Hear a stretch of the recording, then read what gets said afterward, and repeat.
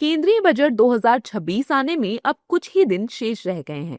ऐसे में देश भर के आम लोगों की निगाहें एक बार फिर सरकार पर टिकी हैं। हर वर्ग की अपनी उम्मीदें हैं।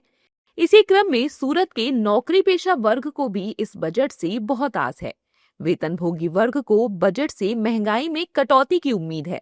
इसके साथ ही उनका मानना है कि न्यू टैक्स रिजीम में पुरानी टैक्स रिजीम की अच्छी चीजों को जोड़ना चाहिए।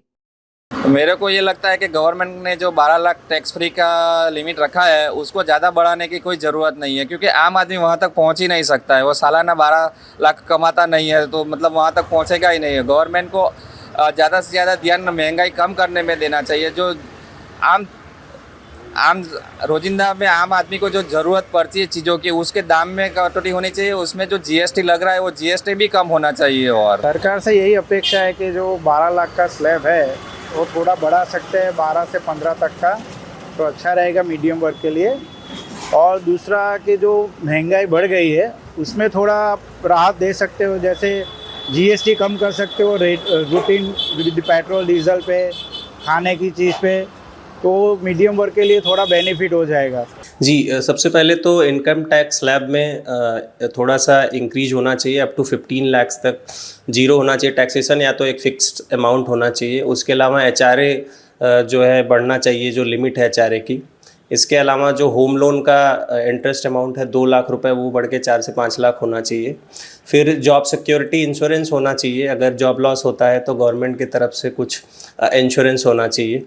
अदर देन दैट प्राइवेट और जो जिग वर्कर हैं उनके लिए लो कॉस्ट पे हेल्थ इंश्योरेंस या फिर जो हेल्थ पॉलिसीज़ हैं उसके लिए गवर्नमेंट को कुछ करना चाहिए, ताकि उनकी फैमिली को आसानी से ट्रीटमेंट या इलाज उनका हो सके। तो और इसके अलावा सेंट्रल एक्साइज जो है वो कम हो, ताकि जो पेट्रोल डीजल या फिर गैस है उस पर जो है छूट मिले और महंगाई में थोड़ा रिलैक्सेशन हो। वहीं वित्तीय मामलों के जानकार अवनीश तिवारी बताते हैं कि इस साल बजट में सरकार टैक्स फाइल ना करने वाले लोगों पर फोकस करेगी और ओल्ड टैक्स रिजीम की कुछ अच्छी बातों को न्यू टैक्स रिजीम में रखेगी, जिससे टैक्स पेयर्स की संख्या बढ़ सके। जो अपकमिंग बजट है उसमें जो है न्यू रिजीम में गवर्नमेंट ऑफ इंडिया ज़्यादा फोकस करेगी। और मुझे लगता है कि जैसे ओल्ड रिजीम में हमको बहुत सारे टैक्स बेनिफिट्स मिलते थे, एचआरए, होम लोन्स और इंश्योरेंस के अंदर, वो ऐड ऑन कर सकती है। और इसमें क्या होगा कि जो इनकम टैक्स आईटीआर फाइलिंग नहीं करते हैं उनको ज़्यादा फोकस मिलेगा। वो लोग इनकम टैक्स फाइलिंग स्टार्ट करेंगे।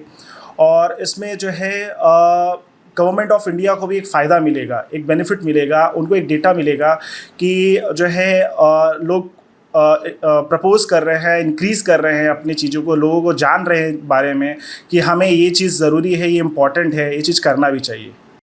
सूरत के वेतनभोगी वर्ग को बजट 2026 से यही उम्मीद है कि महंगाई पर लगाम लगाने वाले फैसले लिए जाएं। अब देखना होगा कि केंद्र सरकार बजट में आम जनता की इन उम्मीदों पर कितना खरा उतरती है।